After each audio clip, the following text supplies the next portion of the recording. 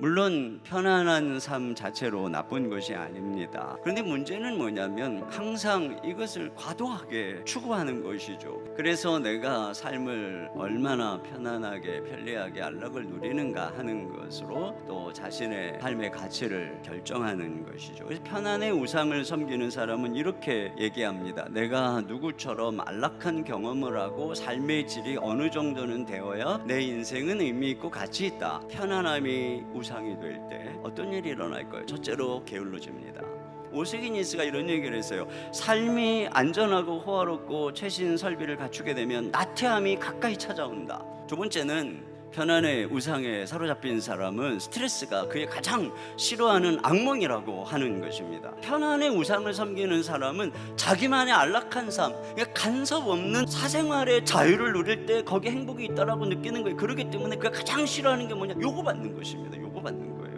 세 번째로 편안의 우상을 가지면 삶을 권태롭게 지루하게 느끼며 유혹에 취약해집니다. 다윗이 죄에 빠진 때가 언제라고 말하냐면은 사무엘하 12장 2절 상반절에 저녁 때에 다윗이 그의 침상에서 일어나. 지금 이 다윗이 저녁 때 일어났어요. 결국 평생 몸소리치게 회개하고 후회할 범죄를 저지르게 되는 것입니다.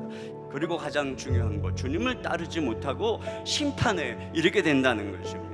편안함에 중독이 되면은 결국 우리 주님을 따르지 못한다. 편안함은 마치 마취제와 같아요. 그래서 점점 다리가 무거워져요. 점점 주님은 저 멀리 가시는데 내가 따라갈 수가 없어. 이 편안함이 마취제에 중독이 돼서 자꾸 주님과 나서의 거리가 멀어지는 것입니다.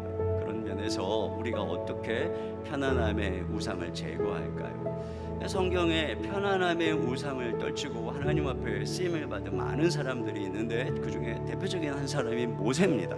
모세에 대해서 히브리서 이렇게 얘기를 하고 있어요. 히브리서 11장 24절입니다. 믿음으로 모세는 장성하여 바로의 공주의 아들이라 칭함받기를 거절하고. 네, 우리가 모세를 통해서 배울 수 있는 것들이 많죠. 히브리서에서는 두 가지를 얘기하고 있습니다. 첫째로는 더 고상한 즐거움을 추구해야 한다는 것입니다. 25절입니다. 도리어 하나님의 백성과 함께 고난받기를 잠시 죄악의 낙을 눌리는 것보다 더 좋아하고. 네, 모세에게는 그것보다 더 좋아하는 즐거움이 있었다는 것입니다. 하나님의 백성과 함께 고난받는 것이 이 왕궁에서 죄악의 낙을 즐기는 것보다 더 좋다. 모세가 그걸 알았다는 거예요. 모세 안에는 하나님의 나라를 향한, 하나님을 향한, 그의 백성을 향한 고상한 즐거움, 평안, 이게 있었어요. 더 고상한 기쁨, 더 기쁜 그 사랑스러운 이 아름다운 영혼의 기쁨, 이것으로 이 세상이 주는 편안의 우상이 주는 낙이 얼마나 헛된 것인가 깨달아야 되는 거예요. 두 번째는 더 큰 가치를 쫓으라는 것입니다. 26절입니다. 그리스도를 위하여 받은 수모를 애굽의 모든 보화보다 더 큰 재물로 여겼으니 이는 상 주심을 바라봄이라. 네, 더 큰 재물로 여겼다는 것입니다. 그러니까 더 가치 있게 여겼다는 것이죠. 여러분, 그가 누리고 있는 애굽의 보화, 그것으로 인한 이 애굽에서의 안락함을 잠시 죄악의 낙이다 이렇게 얘기를 했잖아요.